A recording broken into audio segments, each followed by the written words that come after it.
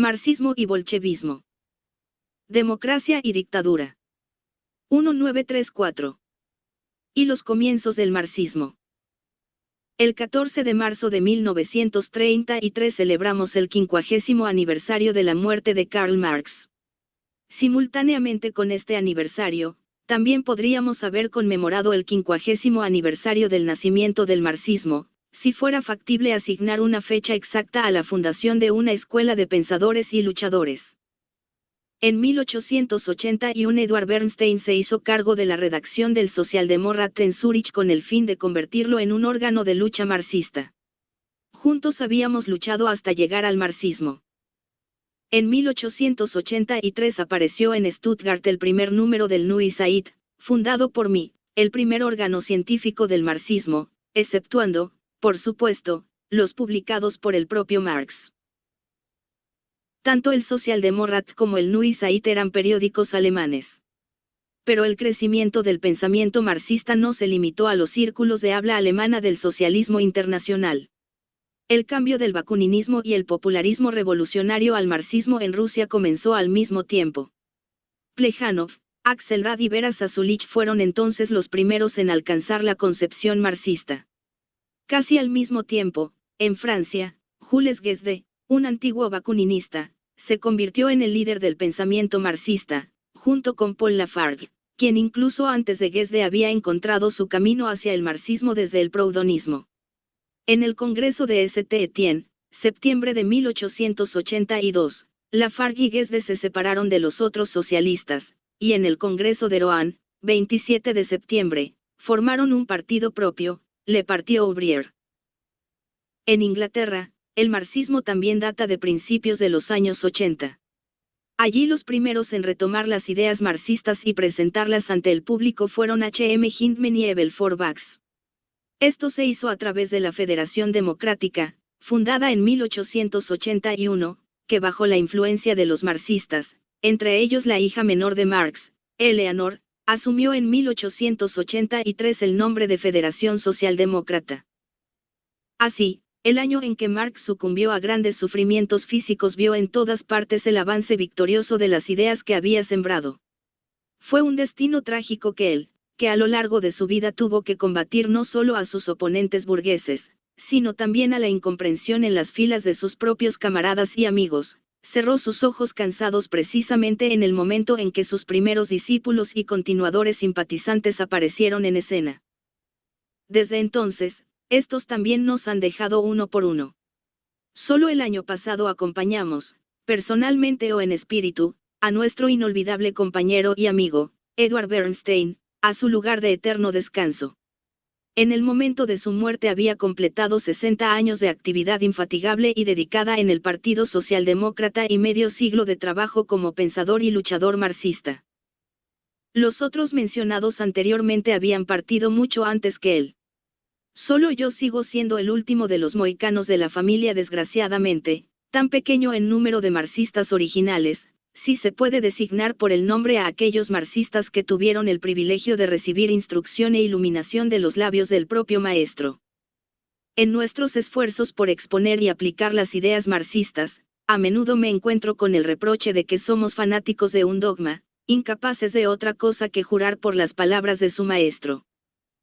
El reproche queda invalidado por el hecho de que los marxistas no son una escuela uniforme, sino que están divididos en diferentes grupos y variedades con distinciones individuales y nacionales. No solo hay marxistas alemanes con un marxismo austríaco separado, sino que también hay un marxismo francés, un marxismo británico y un marxismo ruso, a su vez divididos en un menchevique y un marxismo bolchevique. Toda forma de fanatismo doctrinario, todo intento de convertir el marxismo en un dogma inalterable es contrario al pensamiento marxista, que no reconoce ninguna verdad absoluta, sino solo la verdad relativa. Esto no es escepticismo, que niega la posibilidad misma de una percepción absoluta del mundo, sino solo un reconocimiento de las limitaciones de nuestra percepción. Todas las verdades que reconocemos no son verdades en sí mismas, independientes del tiempo y del lugar, sino verdades solo en lo que a nosotros respecta, válidas solo para nosotros, para nuestro tiempo, para el espacio en el que vivimos. Cada una de estas verdades debe gobernar nuestras acciones hasta que una percepción más avanzada haya expuesto y eliminado el poco de error que reside en la verdad previamente aceptada. No había nada que Marx temiera tanto como la degeneración de su escuela en una secta rígida. El mismo temor fue albergado por Engels, cuyo trabajo científico está indisolublemente ligado al de su amigo Marx, de modo que siempre tenemos en cuenta tanto a Marx como a Engels cada vez que hablamos de la teoría marxista. El peor reproche que Engels pudo hacer contra los primeros marxistas ingleses fue que estaban aplicando el marxismo en un espíritu sectario. ¿Qué habría dicho, si hubiera vivido para verlo, sobre una escuela de marxistas que después de haber logrado capturar el poder estatal procedieron a hacer una religión estatal del marxismo, una religión cuyos artículos de fe y su interpretación son vigilados por el gobierno, una religión, cuya crítica, no, la más mínima desviación de la cual, es severamente castigado por el Estado, un marxismo gobernando por los métodos de la Inquisición española, propagado con fuego y espada, practicando un ritual teatral, como lo ilustra el cuerpo embalsamado de Lenin, un marxismo reducido al estatus no solo de una religión estatal sino de una fe medieval u oriental. Tal marxismo puede ser llamado un fanatismo doctrinario. Para Marx no había conocimiento último, solo un proceso infinito de aprendizaje. Por lo tanto, su propia teoría no debe ser concebida como una colección de principios que debemos aceptar en la fe. El marxismo en sí mismo no es más que un proceso definido de aprendizaje, fundado en un método definido, un proceso introducido por Marx y Engels que nosotros, los marxistas, debemos continuar y que debe llamarse marxista mientras el método de investigación y razonamiento que nuestros maestros descubrieron no haya sido reemplazado o mejorado por otro método. Este método en sí mismo, que Marx y Engels llamaron la concepción materialista de la historia, no es inalterable. Se está mejorando constantemente, como una máquina, a través de la ganancia continua en la experiencia acumulada en su aplicación. Los principios subyacentes a un método dado de actividad intelectual a menudo no cambian tan rápidamente como lo hacen los resultados de esa actividad. Los puntos de vista de las personas bajo la influencia de experiencias en constante cambio tienden a cambiar más fácilmente que los métodos y formas de pensamiento por los cuales se alcanzan. Ambos, sin embargo, se consideran en constante proceso de desarrollo. Incluso a la concepción materialista de la historia no le gustaba que Minerva brotara completamente armada de la cabeza de su procreador, de hecho, tenía dos de esos procreadores. Estos dos lo desarrollaron constantemente a lo largo de sus vidas y a los marxistas legaron la tarea de continuar el proceso. Conocer y comprender la línea de este desarrollo es de la mayor importancia para todo marxista, así como para cualquiera que desee hacer un estudio crítico de Marx, impulsado por un sincero deseo de conocimiento, y no por los motivos del abogado embaucador que busca obtener una condena del cliente de su oponente a cualquier costo. Por notable que parezca, hay una serie de marxistas que ven el punto más alto del desarrollo del marxismo en sus inicios, desde donde se supone que está disminuyendo constantemente. Está claro que como filósofo y economista, así como socialista y revolucionario, Marx fue capaz de avanzar más allá de las ideas de su tiempo solo después de haberlas asimilado en sus formas más elevadas. El nuevo método marxista ahí se había alcanzado ya en 1844, pero todavía llevaba las huellas de su origen hegeliano, feuerbachiano, ricardiano, así como los del socialismo utópico y las concepciones jacobino-blanquistas. Para algunos de nuestros socialistas actuales, estas huellas parecen ser lo más importante y hermoso del marxismo. Sin embargo, no todos estos rastros son de igual atractivo para cada uno de estos socialistas. Podemos distinguir dos grandes grupos entre estos marxistas prerrafaelitas. Uno de ellos busca establecer el socialismo en una comunidad atrasada de inmediato. Para estas personas son los elementos jacobino-blanquistas los que son especialmente atractivos como expresiones del espíritu marxista. El otro grupo, por el contrario, está favorablemente impresionado con el hecho de que Marx al principio no tenía puntos de vista económicos propios, que aceptó la economía de Ricardo tal como la encontró y que de vez en cuando todavía justificaba su sesgo socialista por razones éticas. La existencia de un fuerte etos social es sin duda el requisito previo para cualquier tipo de socialismo. Pero eso es algo bastante evidente sobre lo que Marx más tarde no creyó necesario hablar. Pero solo con el ethos, sin una percepción económica e histórica más profunda, no se puede llegar muy lejos. Sin esta percepción se puede, partiendo de las mismas consideraciones morales, llegar a la caridad cristiana o a la filantropía liberal. E incluso cuando conduce a la idea del socialismo, todavía no sabemos qué tipo de socialismo debe ser, si el de Owen, o el de Saint-Simon, el de Proudhon o el de Marx. Nadie es más ambiguo, más poco fiable que el socialista puramente ético, incluso cuando permanece fiel a su ideal ético. Sin embargo, este tipo de socialismo posee una gran ventaja.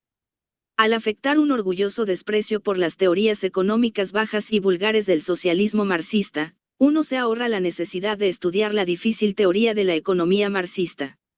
Este estudio es, de hecho, una tarea difícil, pero también es una hazaña mental sin igual.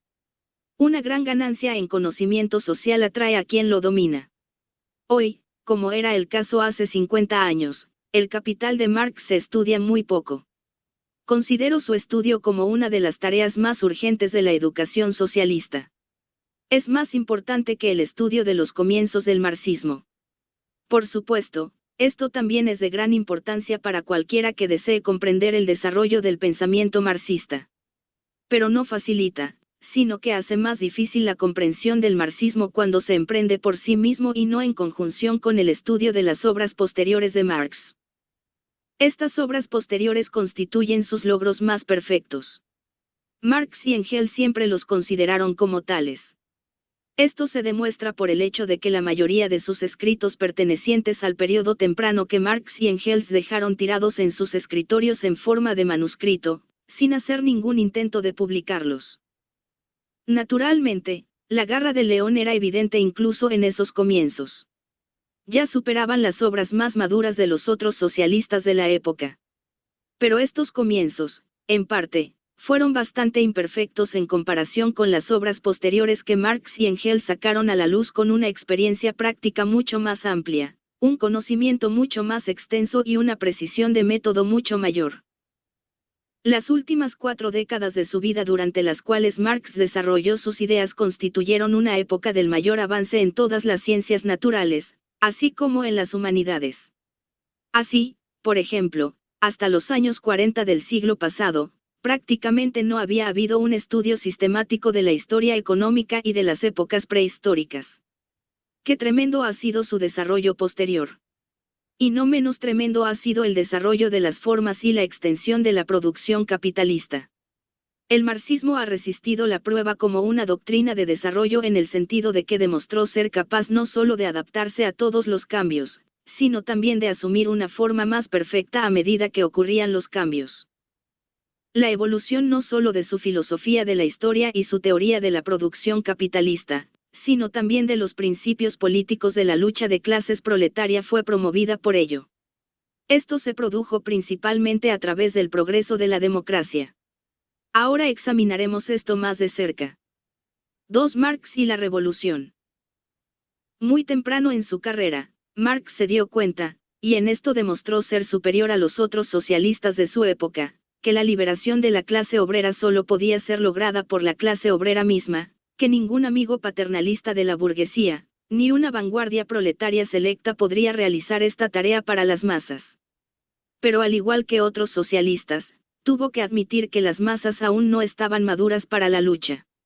¿Cómo se iba a lograr esta madurez? A través de tutores bien intencionados de arriba. Las personas adultas no se someterán a la tutela de tutores. Cuando este intento es hecho por cristianos o por ateos, generalmente degenera en una presunción repugnante y sacerdotal por parte del tutor y una sumisión hipócrita del tutor. Los adultos pueden ser enseñados solo por la vida.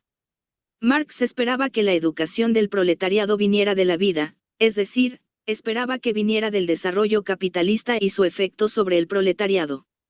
Marx ya señaló esto en el Manifiesto Comunista. La industria reúne a los trabajadores en gran número y, por lo tanto, aumenta su conciencia de clase. Al mismo tiempo que crecen los conflictos con los empleadores, se desarrollan los sindicatos. La extensión de los conflictos a toda la industria transforma los enfrentamientos locales ocasionales en una lucha de clases. Esta lucha de clases se vuelve política, encontrando expresión en los cambios políticos. Pero el proletariado no era lo suficientemente fuerte como para superar las fuerzas que tendían a la pauperización de las masas, que era la característica predominante del capitalismo en todas partes. El manifiesto comunista todavía tenía que demostrar el empobrecimiento absoluto del proletariado industrial. El trabajador moderno, en lugar de mejorar su condición con el progreso de la industria, se hunde más y más bajo las circunstancias que afectan a su propia clase. El trabajador se convierte en un pobre y el pauperismo se desarrolla incluso más rápido que la población y la riqueza. En tales condiciones, ¿de dónde podría venir ese avance moral e intelectual que por sí solo podría hacer posible la autoliberación del proletariado? Marx esperaba que llegara como resultado de la revolución, cuyo advenimiento previó correctamente. Había estudiado la Revolución Francesa. Al principio tenía un carácter puramente burgués, pero se hizo cada vez más radical, y finalmente condujo al dominio, solo por un corto tiempo, sin duda, de las clases trabajadoras. La revolución desarrolló enormemente no solo el coraje político sino también la comprensión política de las masas populares, hasta entonces inertes e ignorantes. Opuesto como Marx ya estaba en el momento del manifiesto comunista a la política de complots y coups d'état predicada por los blanquistas, todavía estaba fuertemente influenciado por sus tradiciones jacobinas. En los primeros meses de 1850, en sus artículos sobre las luchas de clases en Francia, publicados en 1895 por Engels en forma de panfleto, consideraba a los blanquistas como propiamente el Partido Obrero de Francia. Ellos, por encima de todos los demás, tenían sus simpatías. En 1847 Marx asumió que la revolución venidera seguiría el mismo curso que la Gran Revolución, pero con un proletariado mucho más avanzado por el crecimiento de las grandes industrias. La revolución debía durar lo suficiente como para elevar rápidamente al proletariado al nivel mental necesario. Por lo tanto, la revolución burguesa alemana solo podía servir como preludio directo de una revolución proletaria. Esta expectativa no se cumplió. La fuerza de la revolución alemana de 1848 se agotó en pocos meses y el proletariado como factor independiente no jugó ningún papel en ella. Lo que sucedió entonces fue lo mismo que le sucedería a Marx con suficiente frecuencia más tarde, y aún más a menudo a nosotros los marxistas. Previó correctamente la dirección en la que se movían los acontecimientos, pero calculó mal la velocidad a la que se movían. Sin embargo, nadie aprendió tan fácilmente de la experiencia como lo hizo Marx, incluso cuando la experiencia iba en contra de sus deseos más íntimos. Fue precisamente su método materialista el que facilitó este aprendizaje de la experiencia, ya que enfatizó el estudio del mundo circundante y no el de los deseos y emociones personales. Ya en septiembre de 1850 se pronunció en contra de la opinión de que debemos esforzarnos por ganar el poder inmediatamente y declaró que los trabajadores podrían tener que pasar por 15, 20, 30 años de luchas civiles y guerras extranjeras para cambiar no solo las condiciones, sino también para cambiarse a sí mismos, para calificarse para gobernar. Esto sonaba muy diferente de la expectativa de que la revolución burguesa venidera sería el preludio directo de una revolución proletaria. Sin embargo, incluso esta nueva esperanza, más prudente, resultó ser demasiado optimista. Desde que se pronunció por primera vez, no solo han pasado 15, 20, 30 años, sino 80 años. Sin duda, estos no han sido años de estancamiento. Los avances realizados por el proletariado hacia el logro de la independencia política y la habilidad durante el periodo intermedio han sido enormes. Aunque Marx en 1850 se elevó por encima de la mayoría de sus camaradas comunistas que en ese momento todavía soñaban con la toma inmediata del poder político por el proletariado, aún no se había librado completamente de sus viejas tradiciones jacobino-blanquistas.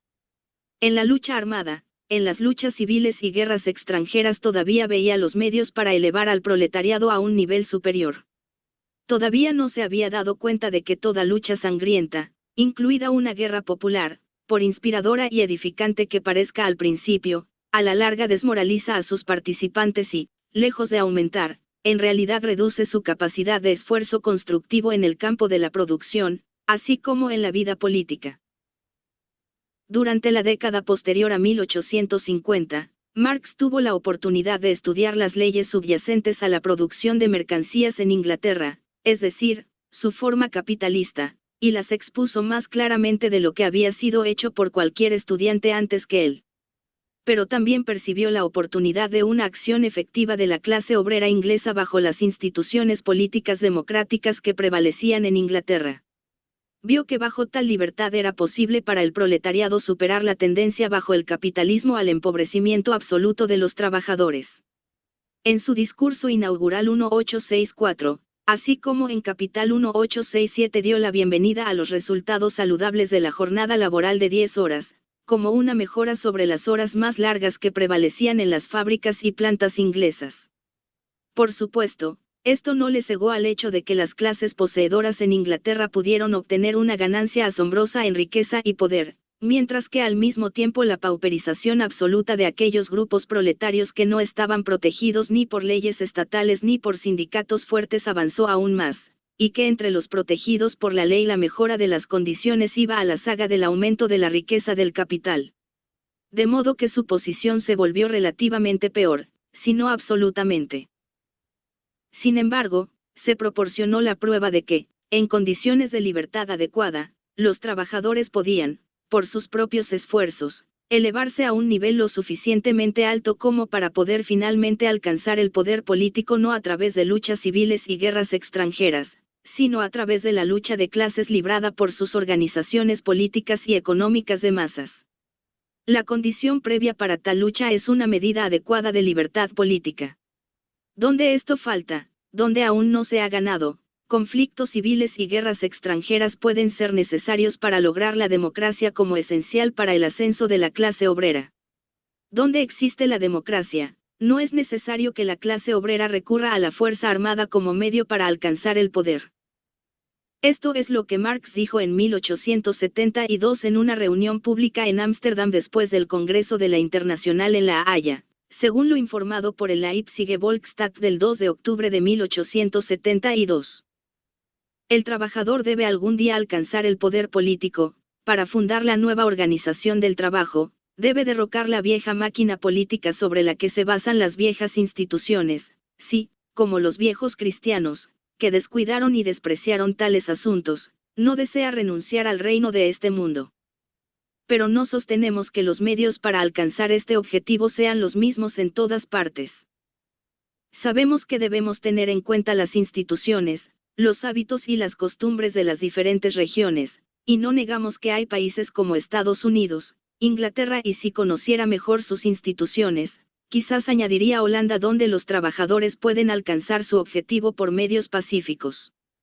Pero ese no es el caso en todos los demás países. Por otros países Marx evidentemente se refería, en primer lugar, a los grandes estados policiales y militares centralizados de Europa continental tal como existían en ese momento.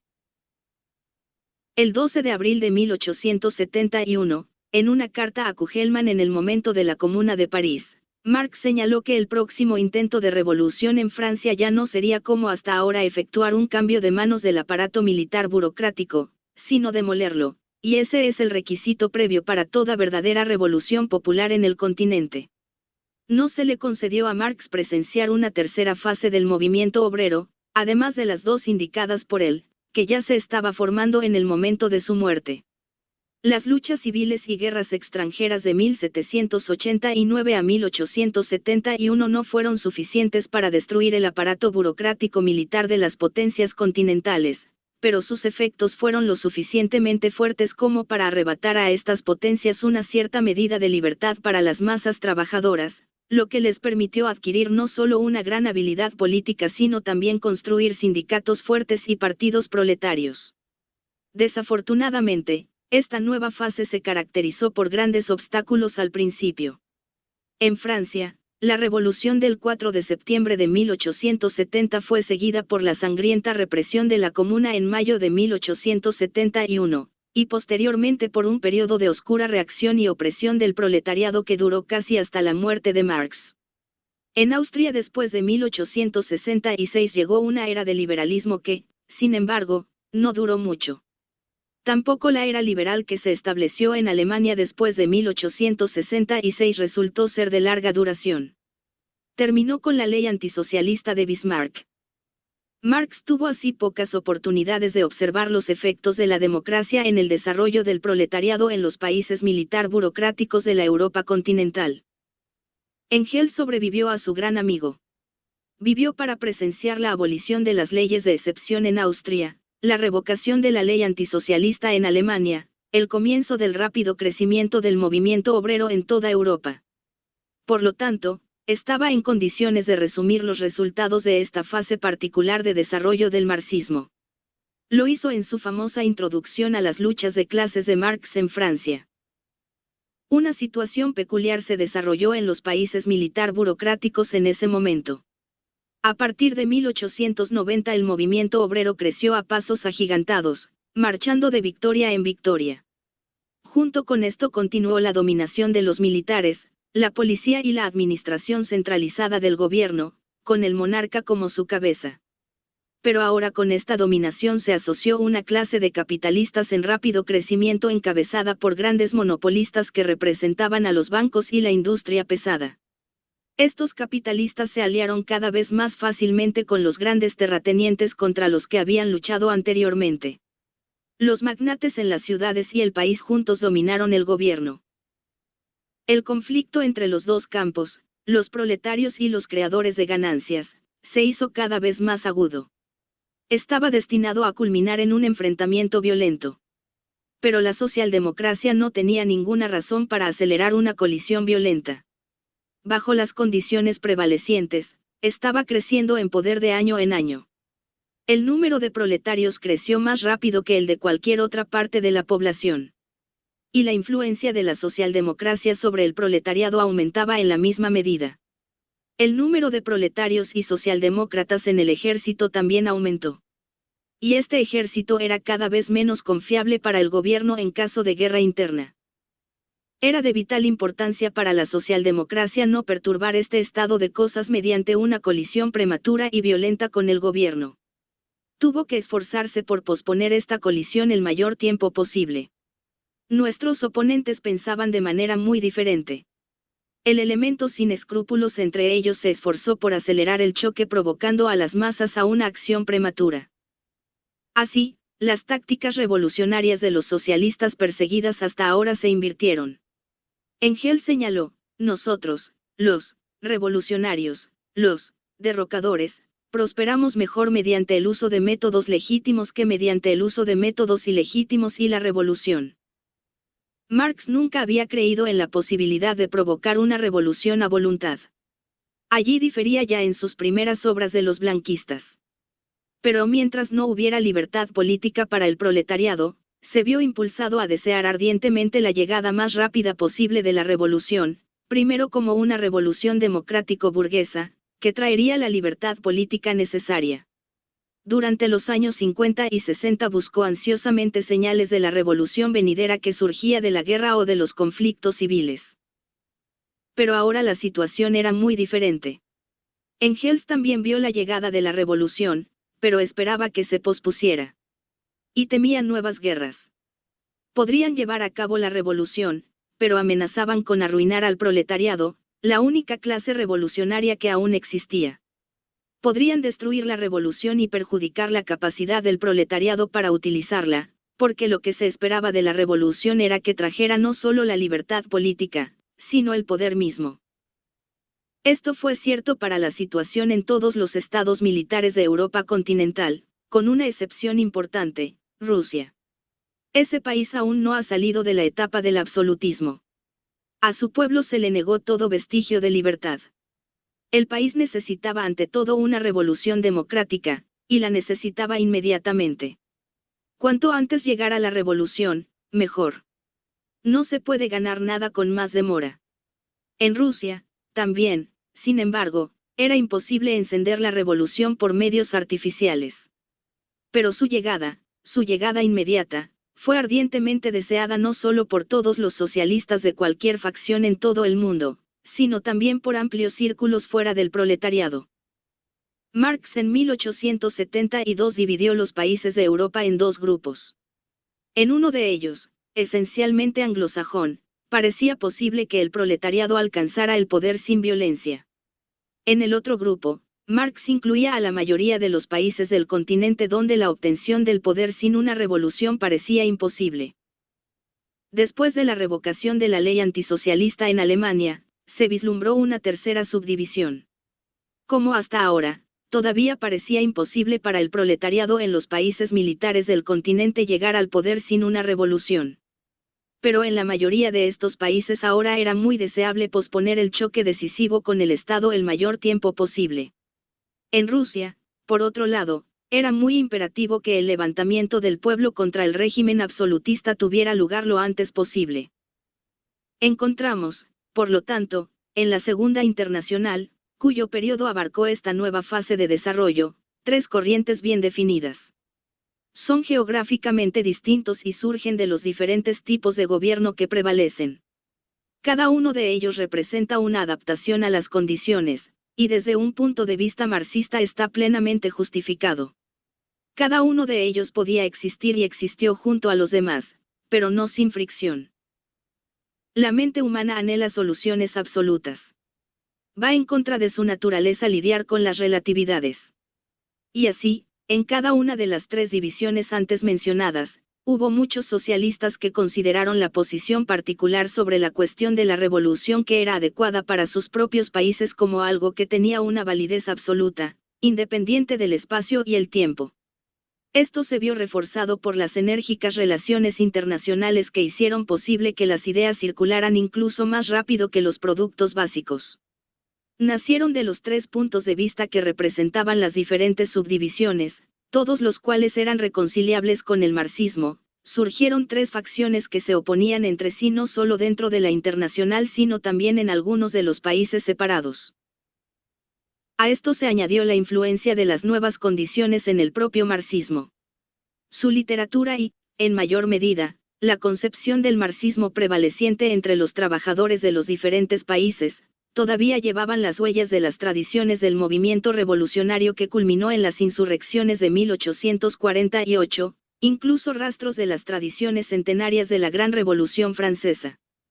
Por esa razón, había una inconsistencia entre la ideología y la fraseología del movimiento tal como existía a fines del siglo XIX, por un lado, y su práctica, por el otro. El Capital de Marx tenía ahora una generación de antigüedad.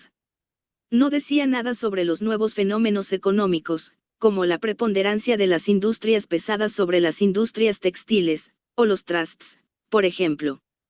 Las crisis mismas habían asumido una forma diferente. En lugar de ciclos de crisis de 10 años, ahora había periodos de crisis, así como de prosperidad de tan larga duración que algunos consideraban la crisis de los años 80, por ejemplo, o la prosperidad que siguió, como el estado duradero del capitalismo. En cualquier caso, todo esto proporcionó la ocasión para nuevos estudios críticos y discusiones que se mezclaron con los que surgieron de las diferencias geográficas de la internacional. La nueva corriente que surgió como consecuencia de estos estudios y discusiones se llamó revisionismo y también se denominó crisis del marxismo. Nuestros oponentes estaban jubilosos. El marxismo estaba respirando por última vez, estaba siendo abandonado por sus propios defensores. En realidad, el marxismo salió ileso de las luchas de la época, incluso fortalecido. La crítica teórica dirigida contra ella pronto se agotó, sin causar ninguna reverberación. Simplemente fortaleció el esfuerzo de los marxistas más jóvenes hacia un mayor desarrollo teórico de la doctrina de su maestro. Sin embargo, lo que no llegó a su fin tan rápido como lo hizo era inminente y, por lo tanto, a tener en cuenta, o si la discusión sobre la teoría económica del marxismo eran las diferencias tácticas en cuanto a si la revolución era posible evitarla o no. Fueron estas diferencias tácticas y no las teóricas las que de vez en cuando, como en Francia, dañaron apreciablemente la unidad del movimiento socialista en el cambio de siglo. Eventualmente, sin embargo, estas dificultades también fueron superadas. De año en año los partidos socialistas crecieron en tamaño, en unidad, en poder intelectual. El Partido del Proletariado, la socialdemocracia, se convirtió en igual a los demás partidos, no, demostró ser superior a ellos. Así lo demuestran algunos de sus desertores que, gracias a la educación que recibieron de nosotros, posteriormente se convirtieron en políticos prominentes en el campo burgués, como, por ejemplo, Mitterrand, Briand, Mussolini, MacDonald. En los partidos burgueses se encuentran naturalmente más hombres con una formación académica, pero la socialdemocracia se ha convertido en el único partido que todavía posee altos ideales y abre horizontes más amplios al intelecto de sus adherentes. Los partidos burgueses defienden solo intereses de grupo temporales y limitados, de ahí la creciente superioridad de la socialdemocracia, que aumenta constantemente su capacidad para ejercer el poder político con más determinación que los otros partidos. Nuestros oponentes habían imaginado que con la muerte de Marx, o al menos con la muerte de Engels, el movimiento cuyas bases intelectuales fueron establecidas por los dos, se derrumbaría.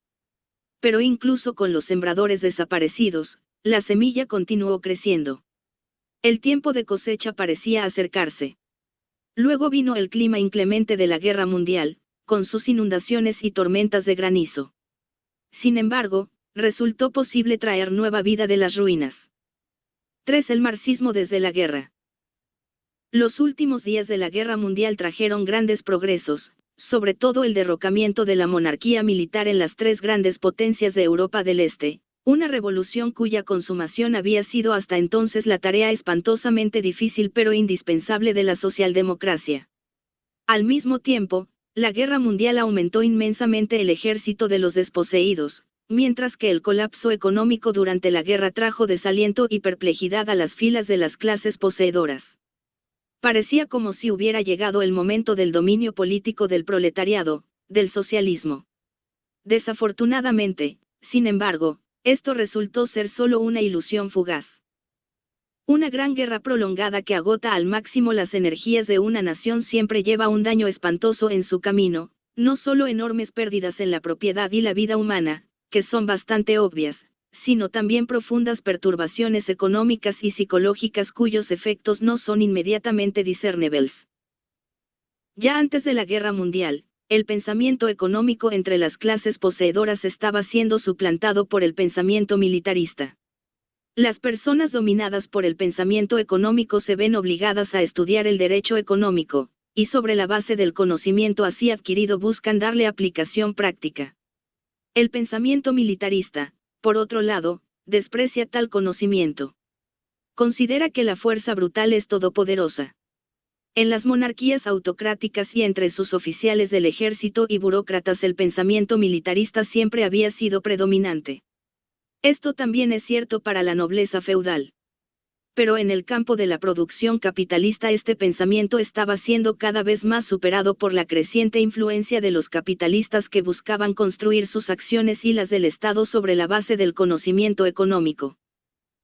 Durante la generación anterior a la guerra, sin embargo, se produjo un cambio de actitud en la clase capitalista, derivado de la nueva importancia que la industria pesada, los bancos, los trusts y las políticas coloniales habían asumido para ella.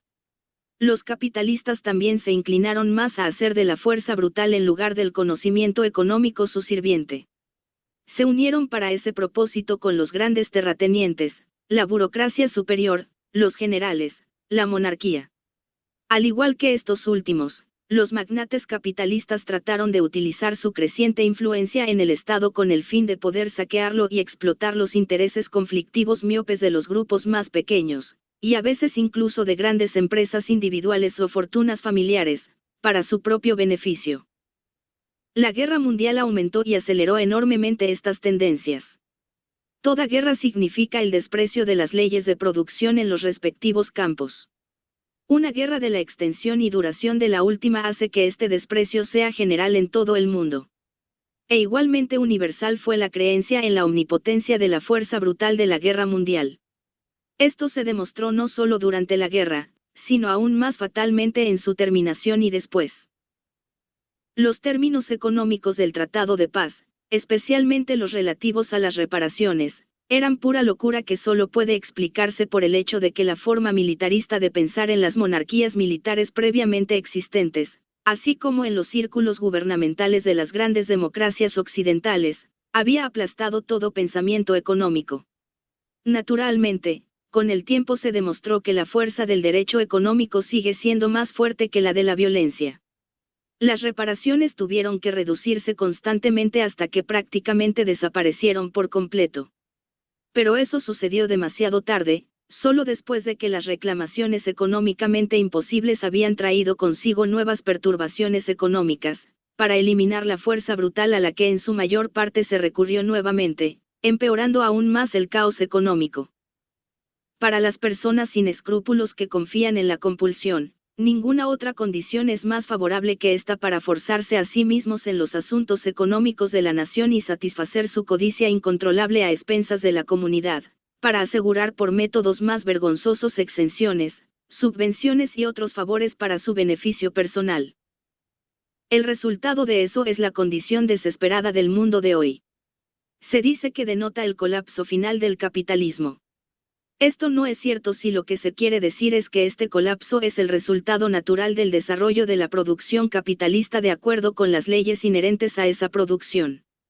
No, procede del desprecio de estas leyes por parte de hombres con autoridad que son tan ignorantes como inescrupulosos, hombres que han establecido el culto de la fuerza brutal en lugar de una lucha por la comprensión económica.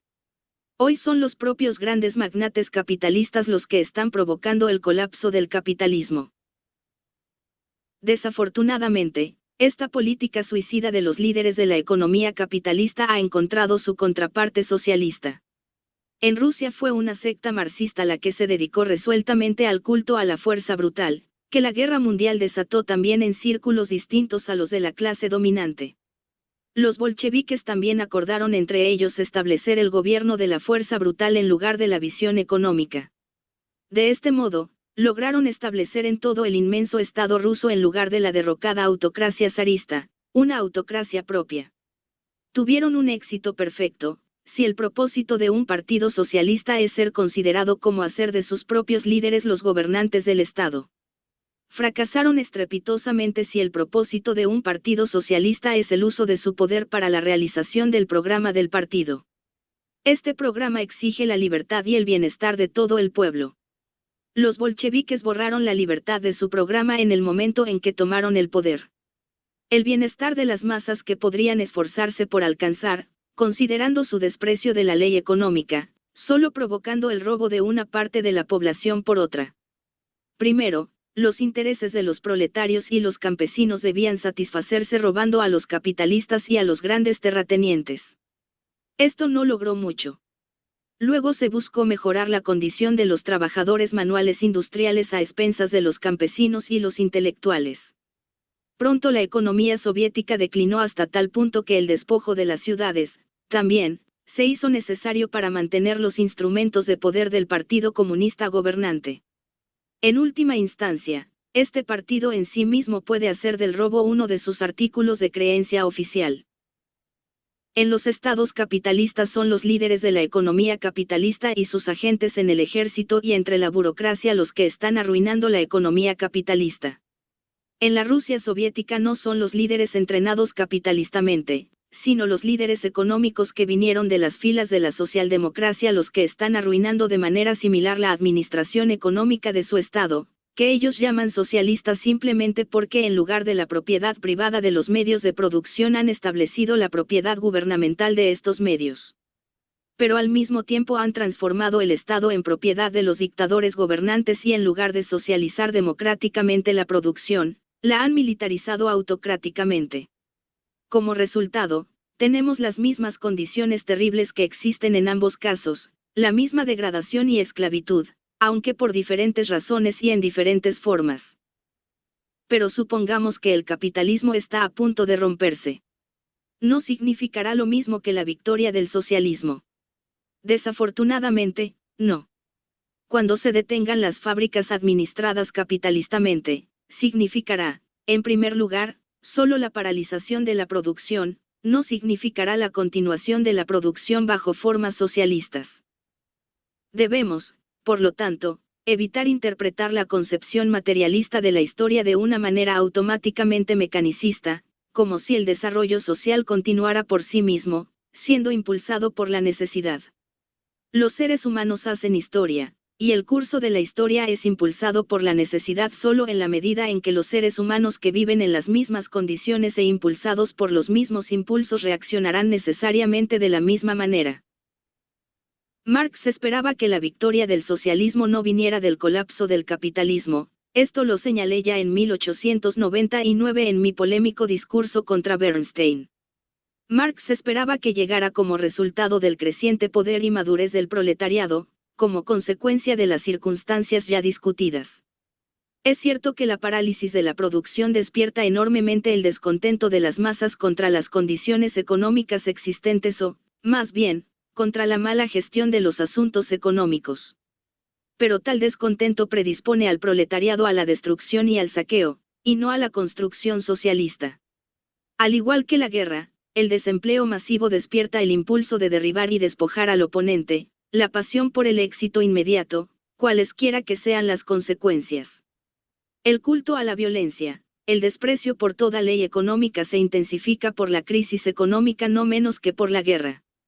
Tanto uno como el otro tienen una tendencia a desmoralizar no solo a las clases lucrativas, sino también a las clases trabajadoras. Esta desmoralización es la principal responsable del ascenso del hitlerismo en Alemania. Hasta la Guerra Mundial, los socialistas alemanes estaban alcanzando rápidamente una mayoría y acercándose a la lucha final con la monarquía. Después del colapso de la monarquía parecía como si hubiéramos alcanzado nuestro objetivo. Pero pronto se hizo evidente que bajo las condiciones materiales y psicológicas resultantes de la guerra, una gran parte del proletariado se convirtió en una base bastante insegura para nuestro poder. El terrible agravamiento de la crisis en los últimos años llevó a millones de proletarios a los brazos de los campeones de la fuerza brutal miope, a los brazos de los comunistas y nacionalsocialistas. Mientras esta condición continúe, el proletariado no puede alcanzar ni el poder ni la capacidad de controlar el Estado y utilizarlo para fines socialistas. No debemos hacernos ilusiones sobre este punto. Debemos y haremos todo lo posible solo para afirmarnos, pero también para atraer nuevos seguidores a la idea de ganar poder político para la construcción socialista. Pero nuestro trabajo será muy difícil mientras continúen existiendo las condiciones políticas y económicas aquí descritas. El momento inmediato es de gran prueba para el movimiento socialista en los países derrotados, que han sufrido más las perturbaciones de la guerra y de la actual depresión económica. Solo el fascismo se ha beneficiado de estas condiciones, pero solo ha reunido sobre sí mismo arenas movedizas sueltas que el viento ha amontonado rápidamente en una enorme montaña solo para dispersarla mañana en todas direcciones. 4. Democracia y dictadura. El recrudecimiento del pensamiento militarista provocado por la guerra y sus perturbaciones sociales y económicas pusieron en primer plano la cuestión de la dictadura y la democracia. Esta fue la característica central de las discusiones en el último Congreso de la Socialdemocracia Austríaca en Viena en 1932. El acontecimiento más destacado de los procedimientos fue el discurso de Otto Bauer.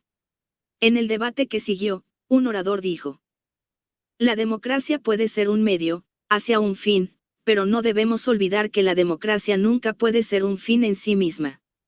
El objetivo debe ser el socialismo, al que podemos llegar siguiendo el camino de la democracia.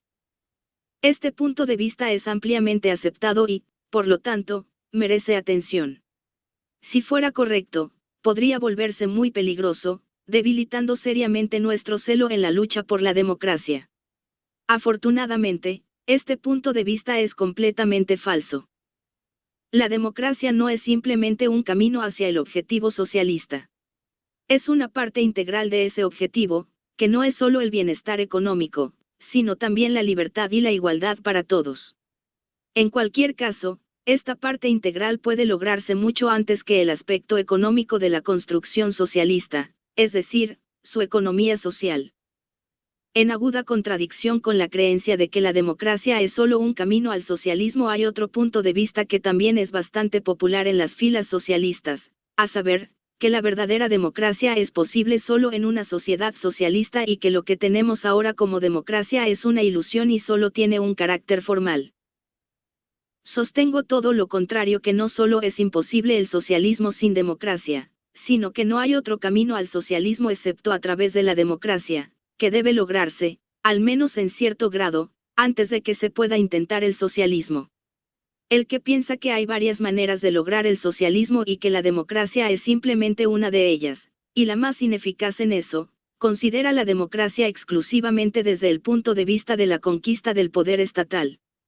Nadie sostiene que los diferentes métodos para lograr esta conquista sean concebibles y posibles. El poder del Estado puede ser capturado a través de una insurrección. Puede caer en nuestras manos por sí mismo, por así decirlo, como resultado del colapso del aparato gubernamental debido, por ejemplo, a una derrota militar. Pero ese es solo un lado de la cuestión. En esta forma particular, surge ante nosotros solo cuando comenzamos la lucha decisiva con las clases y partidos dominantes. Pero mucho antes de ese tiempo y absolutamente indispensable en todas las condiciones, incluso en una forma imperfecta, la democracia se vuelve de gran importancia como un medio para educar al proletariado a ese estado de madurez política y social que le permitirá mantener el poder después de que haya sido ganado y usar ese poder eficientemente para su propio bien y el bien común. La lucha de clases es la escuela primaria de la clase obrera. Me refiero a la lucha misma y a los cambios resultantes en la organización y la legislación. Los resultados de los conflictos de clase serán tanto mayores cuanto más democracia haya en el Estado, mayores serán los beneficios derivados de ella por la clase obrera, y más numerosas serán las conquistas en derechos democráticos que normalmente la clase obrera logra aliándose con otros elementos trabajadores, la clase media baja, los agricultores y los intelectuales.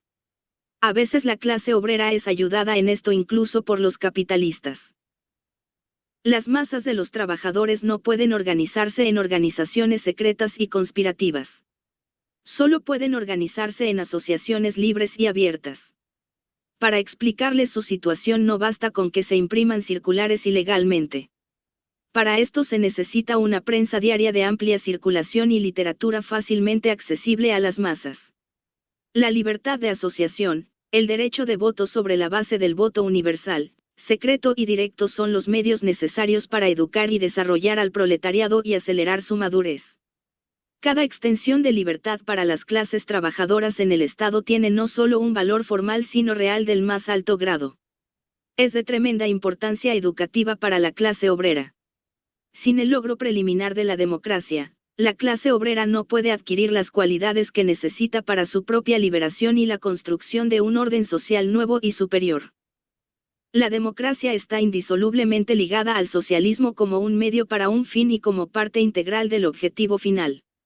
El socialista que subestima la democracia, aunque sea provisionalmente, corta la misma rama en la que se sienta y de donde pretende ascender más alto. Las clases dominantes saben muy bien lo que significa la democracia para las clases trabajadoras y, sobre todo, para el proletariado asalariado. Se oponen a la democracia todo el tiempo que pueden.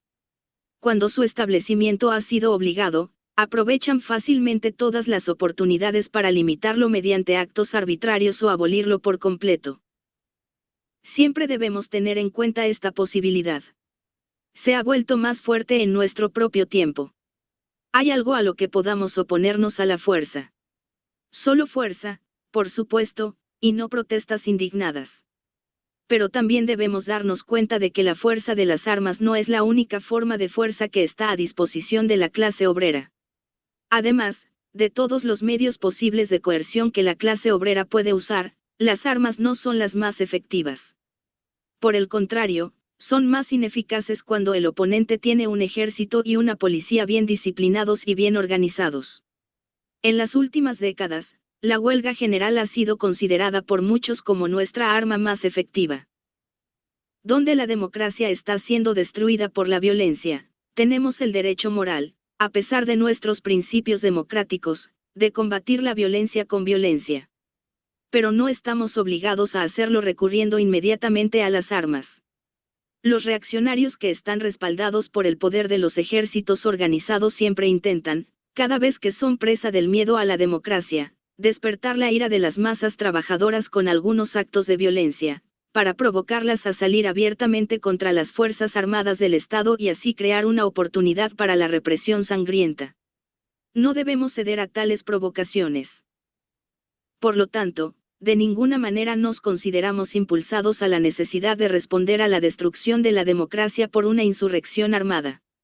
Uno podría objetar que no deberíamos exponer abiertamente este punto de vista porque podría alentar la reacción. Pero no nos negamos en absoluto a oponernos a la fuerza con la fuerza.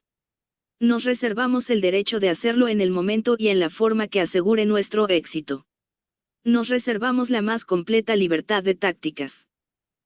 La expectativa de que nos veremos obligados a enfrentar cada acto de violencia con un llamado inmediato a las armas puede alentar a los amantes de la violencia, sedientos de sangre marxista, a intentar destruir la Constitución, si piensan que el momento es favorable para ellos y desfavorable para nosotros.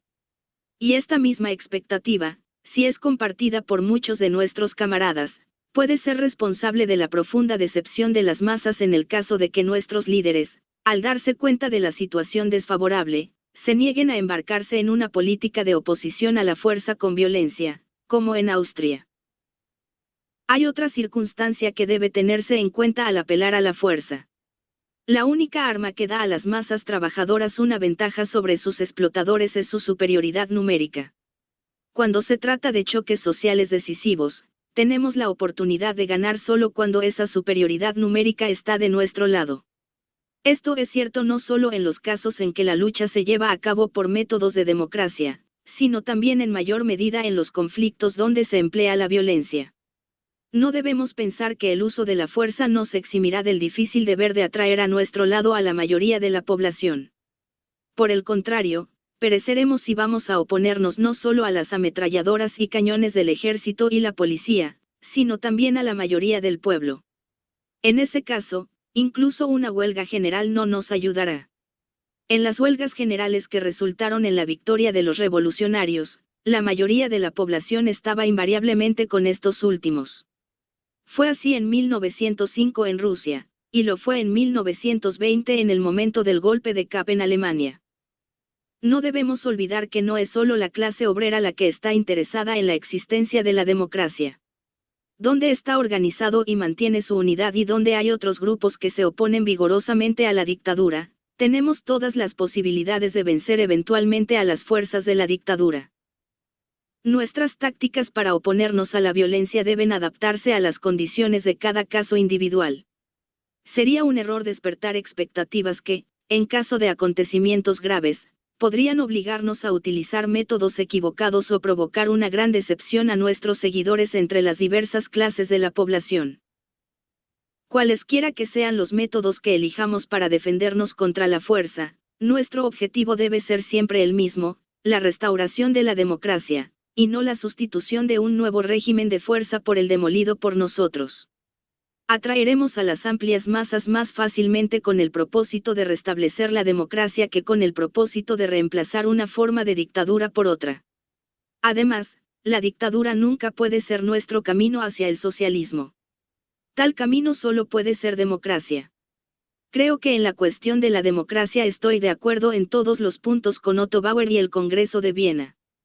Pero en mi discusión sobre la democracia finalmente toqué el tema de la dictadura. Y aquí lamentablemente nuestras formas deben separarse, al menos por el momento, en lo que respecta a la cuestión de la Rusia soviética. En cualquier caso, hay una cosa en la que estoy de acuerdo con Otto Bauer y es en desear que la dictadura soviética pueda tener éxito en su trabajo de construcción socialista. Este deseo suyo lo comparto plenamente, pero me falta fe en su cumplimiento. Todos hemos oído hablar de los utópicos que en la primera mitad del siglo pasado trataron de hacer del socialismo una realidad inmediata a través del establecimiento de colonias comunistas. Con un proletariado atrasado, era inevitable que estos esfuerzos asumieran el carácter de un plan comunitario ya hecho, traído de arriba y llevado a cabo bajo la guía de una dictadura. Todo socialista estaba obligado a desear ardientemente el éxito de esos esfuerzos. Cada fracaso fue un duro golpe para nosotros, y debilitó, al menos temporalmente, la fuerza de la propaganda socialista. Pero desde la época de Marx y Engels hemos aprendido que estos esfuerzos estaban condenados al fracaso debido a un proletariado subdesarrollado. Desde que esto quedó claro para nosotros, nunca hemos ayudado en la organización de colonias socialistas y siempre nos hemos opuesto a la idea misma de tales colonias, por muy deseable que haya sido su éxito. Sabíamos que esto era imposible y que todos esos esfuerzos no podían evitar ser infructuosos. Debemos ahora dar nuestra aprobación simplemente porque el mismo intento no se está haciendo a pequeña escala, sino a una escala tremenda. En otras palabras, aprobarlo porque su fracaso debe llevar consigo no una debacle insignificante sino una terrible calamidad. Desde el momento en que el movimiento socialista se colocó sobre una base marxista y hasta la Guerra Mundial, este movimiento creció constantemente y se desarrolló sin ningún contratiempo serio, porque el marxismo nos enseñó que el éxito de cada causa dependía no solo de nuestra voluntad y nuestro deseo, sino también de las circunstancias bajo las cuales se estaba avanzando. Gracias al marxismo nunca hemos emprendido tareas irrealizables en determinadas condiciones. Ahí radicaba la gran importancia del marxismo ruso fundado por Plejánov y Axelrad y aceptado, en ese momento, por Lenin. Surgió de la lucha incesante con los primeros socialistas revolucionarios, que pensaban que era posible construir inmediatamente una economía socialista en Rusia sobre la base del comunismo de pueblo. A esto los marxistas se opusieron a la opinión de que el socialismo solo podía ser realizado por una clase obrera que había alcanzado un nivel más alto de desarrollo. Tal clase obrera solo puede surgir bajo un sistema de capitalismo industrial altamente desarrollado y después de un ejercicio prolongado por parte de las masas populares de las libertades democráticas que hacen posible la formación de grandes organizaciones de clase y el desarrollo de la lucha de clases proletaria. Desafortunadamente, los socialdemócratas rusos se dividieron en dos facciones aproximadamente iguales. Uno consistía en mencheviques, que estaban organizando el partido por métodos democráticos, como siempre insistió Marx. Contra ellos aparecieron los bolcheviques dirigidos por Lenin, que se esforzaron por establecer en el partido el poder dictatorial de los líderes. Luego vino la Guerra Mundial, el colapso de los ejércitos rusos, del poder de los varones de la tierra y los capitalistas. Los socialistas se encontraron montados en la marea en Rusia. Pero al mismo tiempo, los bolcheviques comenzaron una lucha feroz contra los otros socialistas, los mencheviques y los socialrevolucionarios. Estos últimos fueron apoyados por la mayoría de la población. Los bolcheviques bajo el liderazgo de Lenin, sin embargo, lograron capturar el control de las fuerzas armadas en Petrogrado y más tarde en Moscú y así sentaron las bases para una nueva dictadura en lugar de la antigua dictadura zarista. Habiendo tomado el control, Lenin se concibió de inmediato lo suficientemente poderoso como para emprender desde arriba y por métodos utópicos la realización de una tarea que hasta entonces él mismo, como marxista disciplinado, había considerado irrealizable, a saber, el establecimiento inmediato del orden socialista de producción con la ayuda de un proletariado inmaduro. Cabe señalar que no se trataba de un comunismo de aldea, ya que se preservó la economía privada del campesino individual, sino de la economía estatal en la industria y el comercio. Esta fue la tarea emprendida por Lenin, en oposición a los mencheviques y los socialrevolucionarios, que declararon la empresa utópica e irrealizable. Asimismo, denunciaron la dictadura y la destrucción de la democracia. El grandioso experimento emprendido por los bolcheviques no pudo evitar influir en los partidos socialistas de los países occidentales. Estos partidos, hasta entonces unidos, ahora se dividieron. Una parte de ellos se unió con entusiasmo a los bolcheviques y comenzó a aplicar sus métodos en Europa Occidental y América. Esto llevó al surgimiento de los partidos comunistas. La mayoría se mantuvo fiel a los viejos principios de nuestro partido y rechazó los métodos comunistas en todas las circunstancias como no marxistas. Como entre estas dos corrientes pronto apareció una tercera. Esto rechaza los métodos bolcheviques para su propio país, pero cree que estos métodos están justificados en Rusia. ¿En qué se diferencia el pueblo ruso de otros pueblos de nuestra civilización capitalista? En primer lugar, por supuesto, en su atraso económico y político. Como resultado de este atraso, cualquier partido socialista en la Rusia actual sería inevitablemente conducido a los métodos del utopismo y la dictadura si fuera colocado en el poder por la fuerza de circunstancias extraordinarias, sin el apoyo de la mayoría de la población, y si sus propias ilusiones lo impulsaran a emprender la tarea inmediata de construir el socialismo. Ahí radica la explicación de los métodos bolcheviques en Rusia. Los experimentos de los socialistas utópicos en Europa Occidental hace 100 años fueron igualmente impulsados por el insuficiente desarrollo del proletariado en sus países. Los métodos tanto de los viejos utópicos como de los bolcheviques no son meros accidentes, sino que derivan su lógica de las condiciones existentes. Pero esta explicación ofrece tan poca prueba ahora como lo hizo en la época de los utópicos de que estos métodos pueden conducir al objetivo deseado. Para probar la sabiduría de los métodos bolcheviques habría que probar primero que el proletariado ruso posee algunos poderes socialistas inherentes peculiares de los que carecen los proletarios de Europa Occidental. Hasta ahora no se ha establecido la existencia de tales poderes. Por lo tanto, no hay la menor razón para pensar que en Rusia el camino hacia el socialismo será diferente al de otros lugares. De hecho, esta era la opinión sostenida por el propio Lenin hasta 1918. Creía que la revolución en Rusia sería la señal para la revolución social en los países capitalistas occidentales, y que solo el establecimiento del orden socialista en estos países podría proporcionar la dirección y los medios para la construcción socialista en Rusia. Lenin emprendió esta construcción con la esperanza de una revolución mundial que, según su creencia, iba a estallar inmediatamente. En esto fue engañado. En lugar de la revolución mundial vino la guerra civil en Rusia. Esta guerra ayudó en cierta medida en el establecimiento de una economía estatal militarizada. Esto, de hecho, es el resultado de cada guerra, incluso en los países capitalistas, si la guerra es de larga duración y exige grandes sacrificios. Pero esta economía obligatoria de ninguna manera puede ser considerada como una economía socialista superior. Es solo una medida temporal necesaria por una emergencia extrema. Cuando la guerra civil en Rusia se calmó y todas las esperanzas de una revolución mundial se desvanecieron, comenzaron a surgir dudas en las mentes de los gobernantes bolcheviques sobre si el comunismo militar duraría mucho tiempo. Al carecer de una base en la iniciativa y la disciplina de la clase obrera, este nuevo régimen solo podía mantenerse con la ayuda de un aparato burocrático, tan difícil de manejar como ineficiente, y por medio de la disciplina militar en las fábricas y el terrorismo brutal practicado por una policía política todopoderosa en todo el Estado. El comunismo militar resultó en una caída constante de la producción y llevó al país a un declive económico cada vez mayor. Esto pronto fue reconocido por la mayoría de los propios bolcheviques. Lenin creó una brecha en este comunismo al hacer algunas concesiones a la economía privada, NEP, 1921. Y eso le dio al país un breve respiro. El propio Lenin lo llamó un respiro. Y, de hecho, Rusia bajo el comunismo militar estaba jadeando por respirar. No sabemos si Lenin habría continuado la NEP. Murió en 1924. Después de su muerte surgieron diferencias entre los bolcheviques sobre la cuestión de la NEP.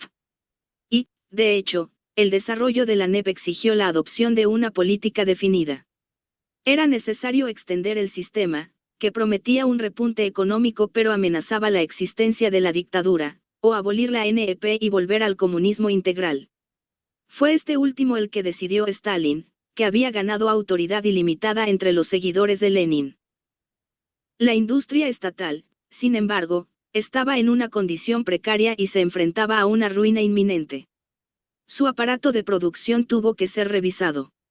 Y así, una vez más, los bolcheviques recordaron la doctrina de Marx, sobre la cual, después de todo, se fundó el bolchevismo al principio, a saber, que el socialismo moderno solo podía desarrollarse sobre la base de una industria pesada altamente avanzada. Por lo tanto, se decidió crear esta industria a velocidad de tren expreso con la ayuda de un plan quinquenal. Dentro de 5 años, a partir de 1928, se planeó construir una organización industrial que eclipsaría a la de los Estados Unidos. El plan se puso inmediatamente en ejecución con todo el celo y la energía disponible. Durante la Piatiletka se lograron cosas colosales que despertaron la admiración y el asombro del mundo capitalista y de muchos socialistas que anteriormente habían mantenido una actitud escéptica hacia el experimento bolchevique. Ahora algunos de ellos adoptan el punto de vista que ellos mismos habían rechazado anteriormente. Dicen, bueno, es cierto que los métodos bolcheviques no son adecuados para nosotros, sin embargo, parecen conducir a la construcción socialista en Rusia. Una crítica indirecta de este punto de vista fue ofrecida una vez por el propio Lenin en los días del zarismo, cuando ridiculizaba al gobierno zarista. En enero de 1905 publicó en el periódico Period un artículo sobre los reveses rusos en la guerra con Japón, donde demostró claramente que esos reveses fueron el resultado de la falta de libertad de Rusia, que obstaculizó los esfuerzos de personas enérgicas y autosuficientes sin las cuales era imposible ganar una guerra. Los acontecimientos han demostrado, escribió Lenin, cuán correctos eran aquellos extranjeros que se reían de la forma en que decenas y cientos de millones de rublos se desperdiciaban en la compra y construcción de magníficos acorazados, y que señalaban que todos estos gastos eran inútiles en ausencia de personas capaces de manejar maquinaria militar moderna y navegar buques modernos. Esto se aplica tanto a las máquinas destinadas a la destrucción como a las construidas para la producción. Las máquinas son inútiles si no hay personas competentes para atenderlas. De hecho, lo que caracteriza a la producción moderna no es solo una técnica altamente desarrollada, sino también trabajadores altamente calificados que saben cómo operar la maquinaria más reciente y que se encuentran en números suficientes solo en una democracia. Estos trabajadores, incluso en mayor medida que las máquinas, son los requisitos previos para una verdadera sociedad socialista que garantice el bienestar y la libertad para todos. En Rusia, sin embargo, bajo el zar y bajo los bolcheviques, todos los esfuerzos siempre se han dirigido a importar la técnica moderna de los países capitalistas, pero no la libertad que crea a los hombres modernos. En los años 60 del siglo pasado, bajo la influencia de las derrotas sufridas en la guerra de Crimea, surgió un movimiento liberal entre un sector de la nobleza rusa. Esta facción, después de abolir la servidumbre, quería emular a la aristocracia inglesa en la conducción de una economía moderna. La abolición de la servidumbre trajo a algunos de los terratenientes grandes indemnizaciones que utilizaron en la compra de maquinaria agrícola en Inglaterra. Pero no podían importar trabajadores ingleses junto con la maquinaria, o si podían era solo en pequeñas cantidades. Los campesinos, que por ley acababan de ser liberados de la servidumbre pero que en realidad seguían siendo esclavos de los terratenientes y del absolutismo, mostraban poca capacidad para manejar la maquinaria moderna. Las máquinas pronto cayeron en mal estado y se convirtieron en chatarra. Los promotores de la piatiletka ignoraron estas primeras experiencias. Ellos también creían que todo lo que era necesario era importar de los países industriales tantas máquinas nuevas como fuera posible. Olvidaron que también era necesario crear las condiciones políticas y sociales que promovieran el desarrollo de los hombres modernos. Menos aún pensaron en el hecho de que tales hombres no pueden desarrollarse tan rápido como se crean nuevas máquinas, y que para este propósito un plan quinquenal no es suficiente. Pero crear nuevas máquinas frente a la falta de trabajadores calificados no significa aumentar las fuerzas productivas del país, sino desperdiciar sus recursos. Además, Stalin y sus hombres durante la piatiletka estaban desperdiciando la riqueza nacional de una manera muy diferente del método empleado en los años 60 por los terratenientes liberales. Estos últimos gastaron para la compra de maquinaria solo los fondos que se habrían desperdiciado de todos modos en juegos de azar, en viajes a París, etc. La condición de sus campesinos no empeoró a causa de ello. Muy diferente es el caso de Stalin. Toda la riqueza de Rusia que sus explotadores habían podido reunir antes de la guerra mundial acumulando la plusvalía que fluía a sus bolsillos había sido gastada o destruida primero en la guerra, luego en la guerra civil y finalmente como consecuencia del establecimiento de una economía estatal burocrática por los bolcheviques. Las grandes sumas de dinero necesarias para la creación del nuevo aparato industrial solo podían recaudarse extrayendo la mayor cantidad posible de la plusvalía recién creada de las masas trabajadoras. Pero la productividad de estas masas es bastante baja. Bajo el zarismo, los salarios y el nivel de vida de los trabajadores eran lastimosamente bajos. Disminuyeron aún más durante la Guerra Mundial y la Guerra Civil. Durante el periodo NEP aumentaron un poco. Ahora se han reducido considerablemente de nuevo para obtener dinero para la compra de numerosas máquinas. Los turistas extranjeros en Rusia permanecen asombrados ante las gigantescas empresas creadas allí, tal como se encuentran ante las pirámides, por ejemplo. Solo en raras ocasiones se les ocurre que esclavitud, que disminución de la autoestima humana estaba relacionada con la construcción de esos gigantescos establecimientos. Los terratenientes rusos importaron maquinaria sin mejorar la condición de los campesinos ni aumentar su libertad. Esta fue la causa del fracaso de su plan de reforma técnica. Los bolcheviques, por otro lado, importan maquinaria empeorando inconmensurablemente la condición de los trabajadores y restringiendo su libertad. Extraen los medios para la creación de fuerzas productivas materiales destruyendo la fuerza productiva más esencial de todo el hombre trabajador. En las terribles condiciones creadas por la piatiletka la gente perece rápidamente. Las películas soviéticas, por supuesto, no muestran esto. Pero para convencerse a sí mismo uno solo tiene que preguntar a los trabajadores de Europa Occidental y estadounidenses que fueron a trabajar a Rusia, deseando escapar del infierno capitalista y encontrar la felicidad en el paraíso soviético. Después de una corta estancia, estos trabajadores se apresuran a regresar a su antiguo infierno, donde las condiciones ahora, por supuesto, son lo suficientemente malas, pero aún más soportables que la condición de los trabajadores o incluso de las personas privilegiadas al otro lado de la frontera soviética. Los resultados de la piatiletka han resultado ser terribles en gran parte porque los bolcheviques, no contentos con establecer un gran número de gigantescos establecimientos industriales, se comprometieron a transformar inmediatamente la economía campesina individual en una gigantesca economía colectiva, haciendo precisamente aquello de lo que Lenin se había abstenido prudentemente. ¿Por qué Lenin pudo ganar? Porque apoyó enérgicamente las demandas de los campesinos que estaban empeñados en tomar posesión de la tierra de los terratenientes.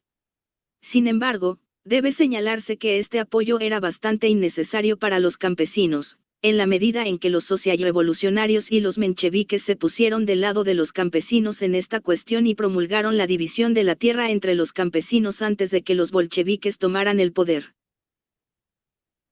Pero Stalin necesitaba dinero para un programa de rápida industrialización a una escala gigantesca. Las empresas que ya existían funcionaban con un déficit, por lo tanto, el expediente de extraer más de los campesinos parecía aún más necesario. Este método de procedimiento encontró muchas dificultades cuando se aplicó al campesino libre individual que tenía suficiente poder de resistencia. De ahí la idea de combinar las propiedades campesinas individuales en colectivos gigantescos, los llamados kolkhozy, gobernados por el Estado. De tales empresas el Estado pensó en recolectar una parte mucho mayor de su producción que de los campesinos individuales. Pero los campesinos no se unieron al kolkhozy. Por lo tanto, deben ser obligados a entrar en ellos por la fuerza. Así, el trabajo diligente y voluntario de los campesinos libres es reemplazado por el trabajo obligatorio de los siervos reacios. Y el rendimiento de tal trabajo es siempre pobre en calidad y cantidad. Solo se puede administrar con la ayuda de las herramientas de producción más primitivas y simples. Un hombre que trabaja bajo compulsión dañará rápidamente cualquier tipo de herramienta complicada. Y, sin embargo, se suponía que el kolkhozy era la última palabra de modernidad y eficiencia en la economía agrícola. Se suministran con los mejores implementos americanos. Con el cambio a los nuevos métodos de producción, el ganado fue sacrificado en gran medida. El miembro del kolkhozy se ve obligado a trabajar con los nuevos instrumentos de producción que no le son adecuados, ya que exigen trabajadores libres y altamente calificados. Los viejos implementos a los que se ha acostumbrado se han ido. Es fácil imaginar los resultados logrados por un hombre que trabaja en contra de su voluntad e intereses. Y, de hecho, la productividad de la agricultura rusa desde la introducción de la construcción socialista ha estado cayendo apreciablemente. En la actualidad hay una verdadera hambruna en ese país agrícola. En los días del zar estábamos perfectamente justificados al denunciar la hambruna en Rusia como evidencia de la podredumbre del orden político. Pero la hambruna en Rusia este año supera todo lo conocido antes. Hace estragos prácticamente en toda Ucrania, en el norte del Cáucaso y en la región del Bajo Volga, las secciones más fértiles del país, en las que la colectivización de la agricultura ha sido más extensa. Por lo tanto, debemos dar la bienvenida a la hambruna como el acompañante inevitable de la construcción socialista. Se han creado empresas gigantescas en la agricultura y la industria. pero deben su existencia al uso de métodos que obligan a las amplias masas del pueblo a morir de hambre, a vivir en harapos y suciedad. Este no es el camino que nos llevará al socialismo, sino uno que nos alejará más de él, ya que priva cada vez más a los trabajadores de su capacidad para trabajar con éxito. También los degrada en un sentido espiritual. Porque junto con la necesidad crece la insatisfacción, y para combatir esta insatisfacción se emplean todo tipo de engaños, y se aumenta la opresión, aumentando el miedo que mantiene a la gente sometida. Aumenta el recurso a la pena capital. De acuerdo con las leyes del desarrollo social establecidas por Marx, un país agrícola atrasado no puede mostrar el camino al socialismo a otros países. Su fracaso a este respecto está predestinado. Es simplemente una cuestión de cuándo y cómo este fracaso finalmente se manifestará. Hasta ahora, los bolcheviques han sido hábiles para disfrazar su fracaso bajo la máscara de promesas de un futuro glorioso. La última promesa de este tipo fue el Plan Quinquenal. Pero la economía estatal bolchevique ha existido ahora más de 15 años. Durante más de 10 años, la URSS ha estado disfrutando de una paz completa. Y, sin embargo, contrariamente a todas las promesas, las cosas bajo la economía estatal bolchevique han empeorado cada año, excepto el corto periodo de la NEP, y no está muy lejos el día en que incluso los más crédulos se convencerán de que el camino bolchevique no conduce hacia arriba, hacia el socialismo, sino hacia abajo, a la ruina abierta o a la lenta desintegración. Él, que, como yo, ha llegado a esta convicción, no puede considerar que sea su deber ayudar en la difusión de puntos de vista falsos sobre el experimento ruso. Por el contrario, debe considerar como su deber señalar al mundo que lo que está sucediendo en Rusia no es la bancarrota de los métodos socialistas del marxismo, sino la evidencia del fracaso de los métodos del utopismo. También es evidencia de la bancarrota de la dictadura, que rechazamos en todas las circunstancias en tiempos de paz como medio de ascendencia política y construcción socialista. Solo en una democracia es posible el socialismo. El propio Otto Bauer no afirma que el orden existente en Rusia constituya el socialismo. Simplemente habla de la posibilidad del éxito del socialismo bajo la dictadura soviética, y admite que para esto es necesario arrebatar a la dictadura esa libertad de pensamiento sin la cual no puede existir un verdadero socialismo. Por supuesto, el capitalismo ha sido destruido en Rusia, pero eso no significa que se haya logrado el socialismo. Sería absurdo si por odio al capitalismo acogiéramos a toda forma no capitalista de producción, aunque pudiera significar más necesidad y esclavitud para los trabajadores de lo que fue el caso bajo la dominación del capital. Espero que pronto el fracaso de los intentos de transformar Rusia en una comunidad socialista por métodos de dictadura se haga evidente para todos. El fracaso del experimento comunista en Rusia, sin embargo, no significa la caída del régimen bolchevique. Las dos cosas no están necesariamente vinculadas entre sí. No, son mutuamente excluyentes. El mismo atraso que hace imposible el socialismo en Rusia en la actualidad favorece el fortalecimiento del despotismo una vez que ha echado raíces. La dictadura soviética puede continuar mucho después de que el mundo haya reconocido el hecho de que el socialismo ya no es el propósito esencial de esa dictadura, sino que es solo una ilusión por medio de la cual se esfuerza por prolongar su vida y que se utiliza para engañarse a sí mismo y a los demás. Los bolcheviques pueden continuar en el poder por un periodo de tiempo más o menos prolongado, pero su poder será cada vez más incapaz de soportar pruebas serias. Uno de esos juicios puede derrocarlo de la noche a la mañana. Siempre debemos estar preparados para lo inesperado en Rusia. Otto Bauer teme lo inesperado que puede llevar al colapso de la dictadura. Él piensa que la dictadura de los rojos solo puede ser reemplazada por una dictadura de los blancos. Esta opinión es ampliamente sostenida en este momento. Pero no puedo compartirlo. Bauer también admite que la democracia en Rusia es necesaria. Pero espera que llegue tan pronto como la dictadura haya logrado crear un régimen más o menos próspero. Yo también deseo de todo corazón que la democracia venga de esta manera pacífica. Pero aquí, también, debo ponerme del lado de aquellos que carecen de la fe, que esto sucederá. Creo que mi amigo Otto Bauer está poniendo el carro delante de los bueyes. Espera que la prosperidad conduzca a la libertad. Yo, por otro lado, estoy convencido de que mientras no haya libertad, no es posible ascender hacia la prosperidad, sino solo un descenso a una necesidad creciente. Como todo absolutismo en la historia, el absolutismo bolchevique se verá obligado a conceder la libertad a las masas rusas solo bajo la presión de un movimiento irresistible del pueblo. Para evitar todo malentendido, quiero en primer lugar señalar que no estoy abogando en absoluto por la organización de una rebelión abierta contra los gobernantes que residen en el Kremlin, y que estoy aún menos a favor de cualquier tipo de intervención extranjera. Esto último, si se intenta, traería un daño incalculable, y la organización de una insurrección contra un aparato gubernamental tan poderoso como el bolchevique está destinada al fracaso. Si este aparato no se destruye como resultado de la disensión dentro del propio grupo gobernante, entonces no hay otra manera de acortar su mandato excepto a través de un aumento elemental de la gente cuya presión resultará irresistible. De modo que la cuestión que tenemos ante nosotros no es si debemos alentar a los socialistas rusos a organizar una insurrección.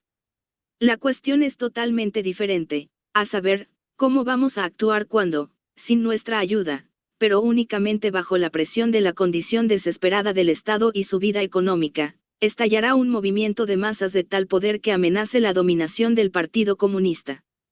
Conducirá inevitablemente tal insurrección al establecimiento de la dictadura de los blancos, de modo que para combatirla la Internacional Socialista tendrá que movilizar todas las fuerzas a su disposición.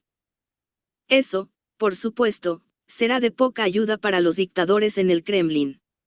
Los movimientos populares que pasan a las revoluciones tienen tal alcance que los esfuerzos de los partidos extranjeros y los emigrados que viven al otro lado de la frontera son insignificantes en comparación. Esto, sin embargo, no nos eximirá del deber que debemos al proletariado de todo el mundo de tomar una posición definitiva a favor o en contra del movimiento. En primer lugar, sin embargo, debemos hacernos la pregunta de qué se entiende por dictadura blanca. Guardias blancos es el nombre dado a aquellos que favorecen el regreso del zar y los terratenientes. Jugaron un papel en la Guerra Civil Rusa de 1918 a 1920. Ahora solo quedan pequeños restos de ese elemento. Pueden aprovechar esta o aquella ocasión para desfilar en Europa o en China, pero sobre el pueblo ruso, los trabajadores y campesinos rusos, no tienen influencia alguna. En este sentido, la revolución ha provocado un cambio radical. Es difícil decir qué forma puede tomar el movimiento obrero y campesino en la Rusia actual.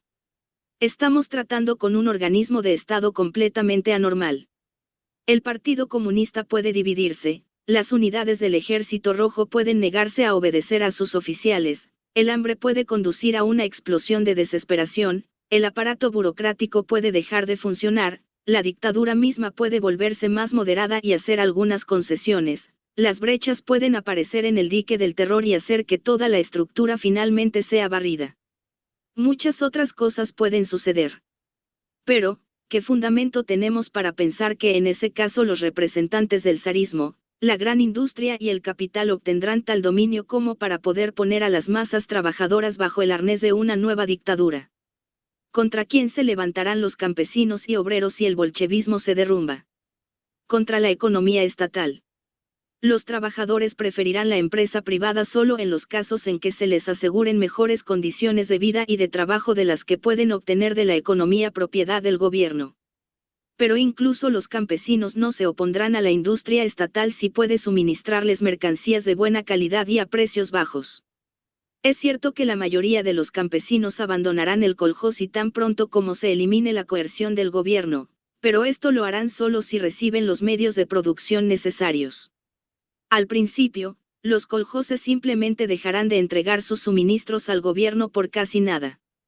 Tal vez muchos de ellos, bajo un régimen más libre, organicen una nueva forma de producción preparatoria para el socialismo. Lo que los campesinos y los trabajadores destruirán en primer lugar, porque los oprime tanto económica como políticamente más que cualquier otra cosa, es toda la maquinaria de la dictadura del gobierno. Debido al hecho de que las finanzas estatales no son sólidas, las empresas industriales y el kolhozi están operando con un déficit y el tesoro del gobierno ya no recibe ningún excedente. Cuando la OGPU, el enorme aparato burocrático y el Ejército Rojo ya no estén bien pagados, su disciplina será destruida. Se volverán menos confiables, menos capaces y listos para ofrecer resistencia a la creciente insubordinación de las masas. Si además hay discordia e indecisión entre los propios dictadores, entonces eso significará el fin de la dictadura. La disolución de la policía política, la burocracia y el ejército será el primer resultado del derrocamiento de la dictadura roja. ¿Dónde están, entonces, los elementos que harán que una dictadura blanca no solo sea posible sino inevitable? Esto no significa en absoluto que la superación del bolchevismo asumirá y debe asumir la forma de un idilio democrático. 16 años de constante y creciente miseria y opresión no pueden evitar encender el fuego del odio en los corazones de la gente, y podemos juzgar la intensidad de este odio por los incesantes asesinatos de agentes bolcheviques en las aldeas. A esto hay que añadir la absoluta falta de experiencia y tradiciones asociadas con la libre organización y el autogobierno entre el pueblo. Si bajo estas circunstancias se produjera un estallido de rebelión entre los campesinos y los trabajadores, es probable que al principio conduzcan a una condición que es lo opuesto a la dictadura, a saber, a la anarquía y el caos. Pero en última instancia se formarán nuevas combinaciones políticas y sociales cuya naturaleza y carácter aún no podemos discernir. Porque en la condición actual de Rusia todo es anormal, por lo tanto, la superación de ella puede asumir formas anormales. Pero donde a los campesinos y a los trabajadores se les da la oportunidad de libre autodeterminación, siempre tienden hacia formas democráticas de organización. ¿Qué fundamento tenemos para suponer entonces que los campesinos y obreros rusos actuarán de manera diferente después de haber derrocado a su único señor supremo, la dictadura bolchevique? ¿O dónde está ese poder que es capaz de imponerles una nueva dictadura contra su voluntad? Tales temores no proceden de un estudio de la estructura social actual en Rusia, sino de la analogía histórica con los acontecimientos que han tenido lugar bajo un conjunto completamente diferente de circunstancias. En mi opinión, la Internacional Socialista no tiene la menor razón o derecho a calificar de antemano como movimiento reaccionario toda rebelión del pueblo ruso contra la dictadura imperante.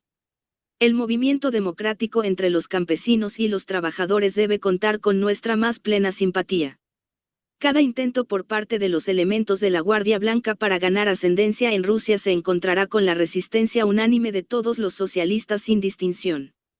Pero sería extremadamente erróneo sospechar y denunciar como Guardia Blanca todo movimiento popular sin investigación, simplemente porque despierta miedo en los corazones de los dictadores en el Kremlin.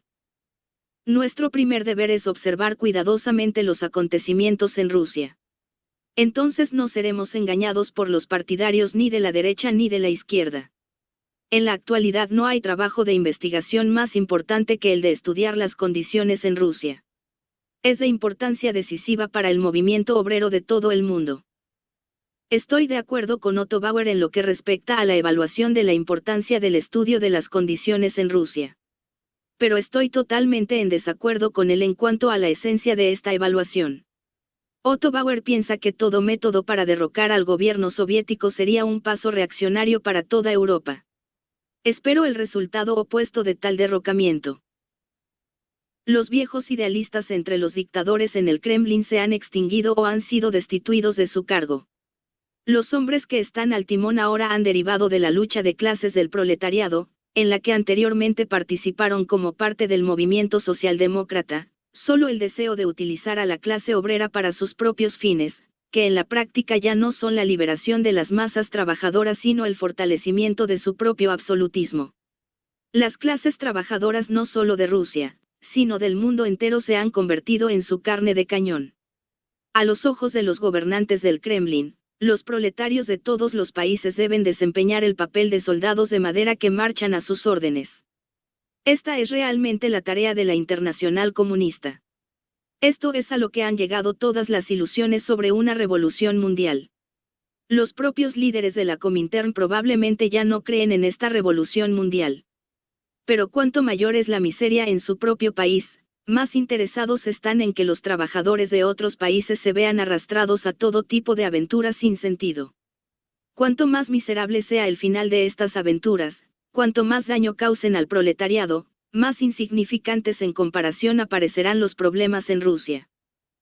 En este esfuerzo por establecer su dictadura sobre el proletariado del mundo y arrastrarlo a aventuras sin importar las consecuencias, los dictadores de Moscú encuentran la resistencia decidida de la socialdemocracia. Por lo tanto, consideran a la socialdemocracia como su enemigo más peligroso. La rabia de los comunistas se dirige principalmente no contra los capitalistas extranjeros, sino contra los trabajadores organizados en partidos socialdemócratas y sindicatos libres.